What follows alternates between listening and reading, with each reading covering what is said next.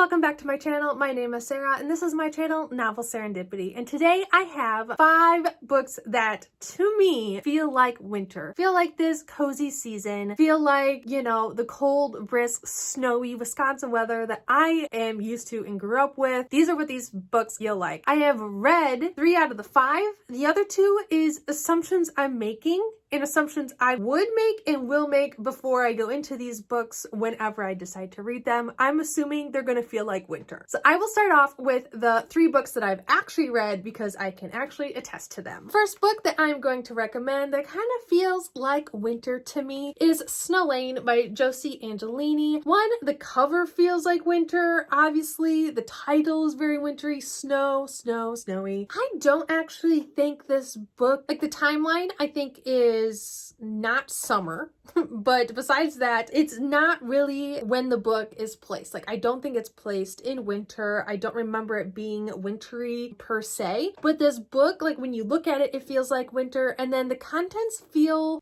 sort of wintry to me. There are a lot of cold characters, and what I mean by that is there's a lot of characters that, like, just the way they hold themselves, they're just very cold, emotionally secluded from everyone else. But this book follows an 8th grader, Annie, who is one of 9, I think, children. So it's just her trying to figure out how she fits into this family. This book is just one huge family dynamic and how it works. This family is extremely religious, and so there's certain things that this family doesn't believe in, like birth control or other plans going forward. So she has just kept having children. And so the youngest feel displaced. The mother doesn't really have a lot of time for them. She's exhausted. And so the family dynamic is really, really complicated. But what I really liked about this book is each sibling has a place. Each sibling has a role to play. It follows Annie, who is the youngest of all of these children. And this book is also set in, I think, the 80s. And she has dyslexia and she is really, really smart for her age. And in the 80s,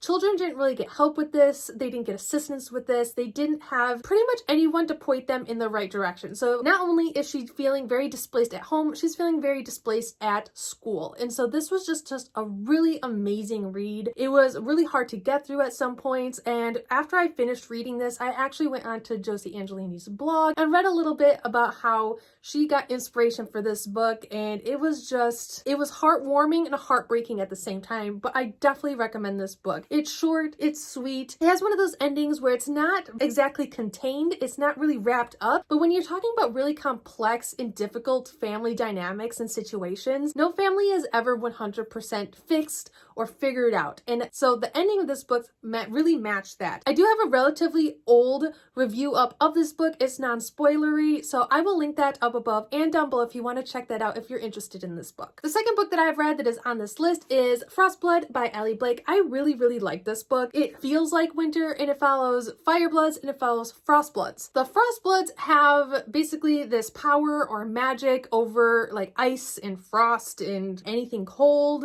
They use it as kind of like a weapon, and they are pretty much ruling this kingdom. And since they've started ruling this kingdom, what they have done is they've actually killed off or attacked or banished any Fireblood in their kingdom. And so it follows 17-year-old Ruby, who is basically Fireblood in hiding. She is found, and what the Frostblood and Frost Kingdom has done is when they capture these basically in hiding exiled Firebloods, if they catch them in their kingdom, they take them to the kingdom and basically they are put into an arena where they have to fight to their death. And so Ruby is taken to this kingdom and she's put in this arena basically, and it pretty much goes from there. There is a lot to this story. I really enjoyed it. It is predictable at times, but there's just something about this book that I just really captured my interest. I haven't finished the series yet, but I do own all 3 books. And it feels and looks like winter. A bloody winter, but a winter nonetheless. The last book that I have read on this list and I know feels like winter is Blood Heir by Emily Wenzel. And this is oh my gosh, it's a retelling of some sort. Anastasia retelling. There we go. Okay. Russia. Okay. Russia is wintry. Russia is snow covered for a good majority of the year. Some parts of Russia, it's always winter. Some of my favorite photography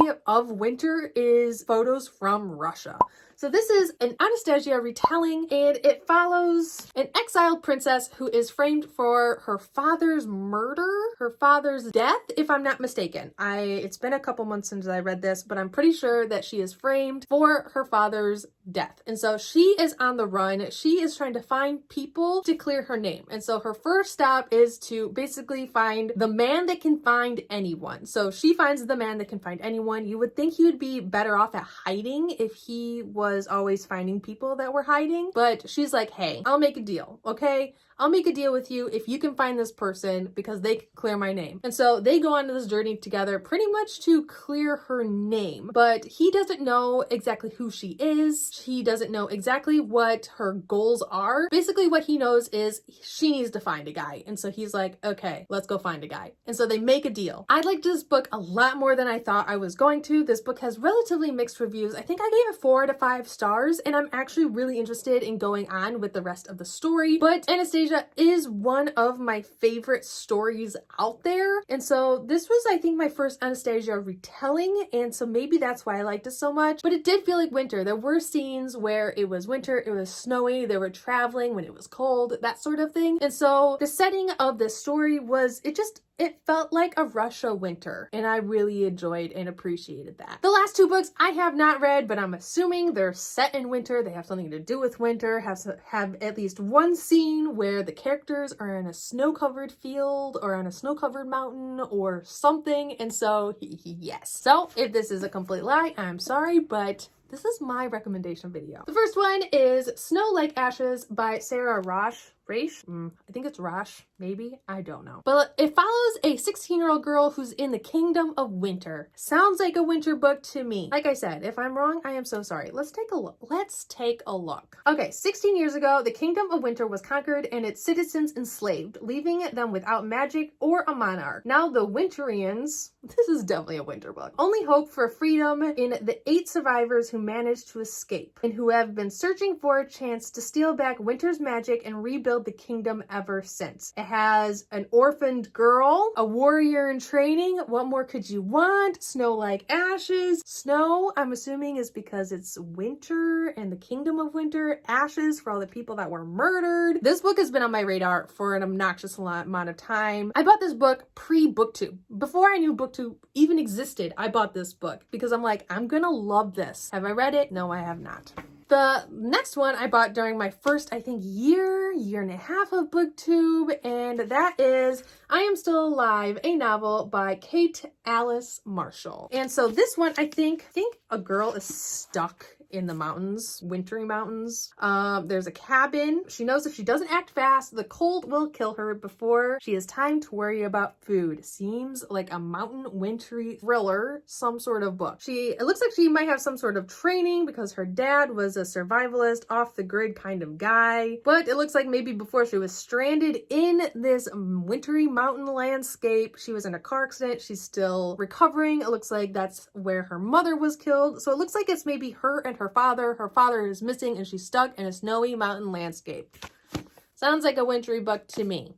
I have nothing else to say about this book besides the fact that I assumed that it's a wintry book, maybe a wintry thriller, wintry mountain thriller. I'm repeating myself. I probably sound obnoxious. I am so sorry. This is my last one. And so these are my 5, right? 1, 2, 3, 4. Yes, 5 wintry book recommendations if you just want a good seasonal read. I'm not a big seasonal reader. I never seasonal read. I don't care about seasonal reading, but I know some people are. So here's my recommendations if you're a seasonal reader and want to get to those seasonal reads. I need energy. It might not seem like I need energy, but I definitely need energy. Okay, well that is it. I hope you enjoyed this video. If you have any wintry reads or I don't know, any recommendations. I'm not good at seasonal videos, but I thought, I did a fall recommendations video and it seemed to get pretty good engagement, so I thought I would try a wintry one, but I'm not a seasonal reader, so these videos I really struggle with. So leave any recommendations down below for me. I probably have some on my shelf. You can probably see at least, I don't know, one of them. I don't know. Or seasonal reads you are reading this winter. But that is it. Please like, comment, and subscribe down below if you haven't already, and I'll see you guys all next time. I love. Bye.